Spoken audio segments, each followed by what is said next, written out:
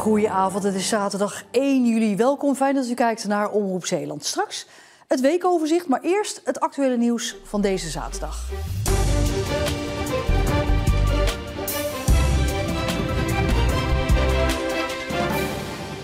Vanaf 1630 zijn 270.000 mensen vanuit Afrika naar de koloniën getransporteerd, tot slaafgemaakten. En dat gebeurde op Zeeuwse schepen.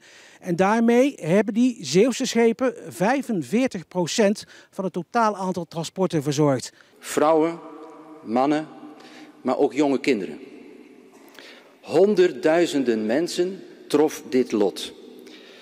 De Zeeuwse gezagsdragers van toen hadden een groot aandeel in deze systematische en gruwelijke ontmenselijking van tienduizenden mensen.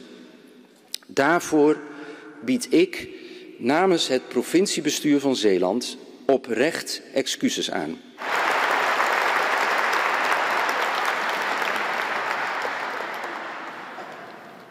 De stad Middelburg heeft zich bezig gehouden met de handel in mensen. Daarvan hebben de stad en inwoners financieel geprofiteerd. En dit heeft geleid tot heel veel verdriet en aanzienlijk menselijk leed dat het in de huidige generaties doorwerkt. Namens het college van Middelburg wil ik daarvoor mijn oprechte excuses aanbieden. Weet je, het is één ding om een excuus op een blaadje te schrijven en het uit te spreken.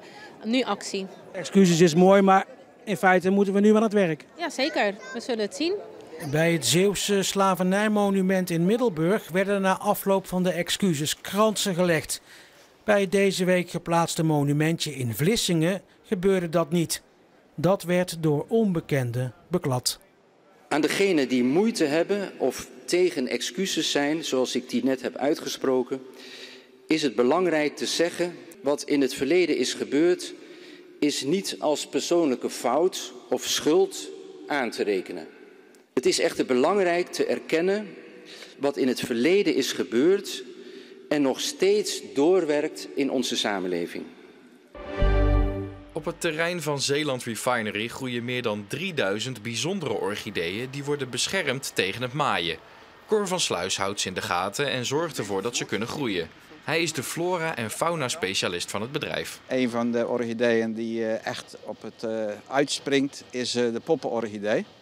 Die staat ook op de rode lijst. En die hebben we nu voor het 4e jaar. En ik zit nu momenteel boven de 30 planten en dat breidt zich elke keer uit. Van Sluis is er maar wat trots op.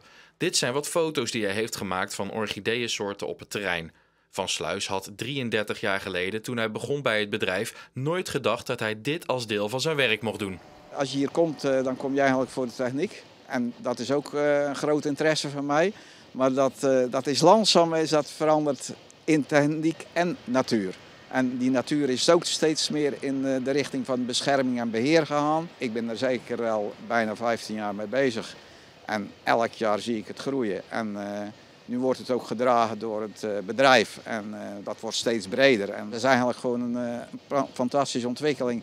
Eigenlijk ook in de lijn zoals eigenlijk alles ontwikkelt in Nederland. We gaan steeds meer bewuster worden van onze omgeving. Gelukkig. Naast dit werk leidt Van Sluis ook operators op in het bedrijf. Het bloeiseizoen van de orchideeën zit er nu op. En dat betekent dat Van Sluis zich alweer kan gaan verheugen op volgend jaar. Voetbalclubs Hoek, Kloetingen en Goes weten wie hun tegenstanders zijn voor komend voetbalseizoen.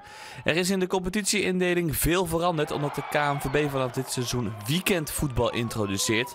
En dat vergt enige uitleg. Weekendvoetbal gaat alleen gelden voor de 3e divisie, 4e divisie en de eerste klasse. Het grootste voordeel is dat de reisafstanden tussen de clubs kleiner worden. Het grootste verschil is dat Hoek en Kloetingen niet meer alleen op de zaterdagmiddag gaan spelen. De KNVB maakt vanaf komend seizoen onderscheid tussen principiële zaterdagverenigingen, zaterdagverenigingen en zondagverenigingen.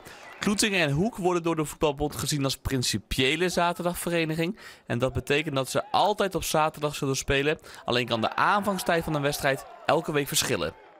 Als Hoek of Kloetingen straks tegen een zondagvereniging speelt, dan is de kans groot dat er gespeeld wordt op zaterdagavond om 6 uur.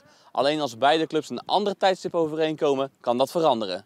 Voor Goes is het weer net een ander verhaal. Zij zijn een zondagclub, maar speelden de afgelopen jaren vooral op zaterdag hun wedstrijden. Dit jaar zal Goes ook weer op zondag gaan spelen. Voor een totaaloverzicht van de indelingen van de 3e en 4e divisie kun je kijken op onze website omroepzeelandsport.nl. Het speelschema wordt pas volgende week bekendgemaakt.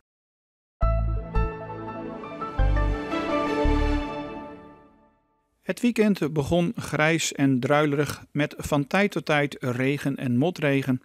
Op sommige plaatsen is toch wel minstens 5 mm gevallen. Dus de natuur is weer even voorzien van wat broodnodige neerslag. De maximumtemperaturen moesten wel inleveren ten opzichte van gisteren. Het werd maximaal 18 tot 20 graden. We zagen in de loop van de middag de meeste regen wegtrekken. En ook vanavond en vannacht blijft het overwegend droog. In de loop van de nacht volgen er bredere opklaringen en zakt het kwik tot 15 graden.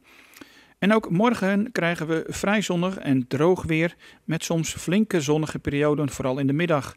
De maximumtemperatuur ligt daarbij tussen 19 en 21 graden, dus nog niet een al te hoge temperatuur. En dat komt door de wind, die is vrij krachtig uit het westen tot noordwesten, windkracht 5. Ook begin volgende week houden we in eerste instantie dezelfde temperaturen rond de 20 graden. En we krijgen te maken met enkele buien. Vooral op dinsdag en woensdag kunnen dat ook enkele stevige buien zijn.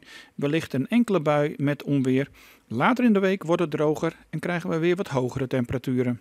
En tot zover het korte nieuws en het korte weerbericht. Blijf kijken, zometeen het weekoverzicht met daarin onder meer dode vissen in Vlissingen en de balans 1 jaar na de windhoos in Zierikzee.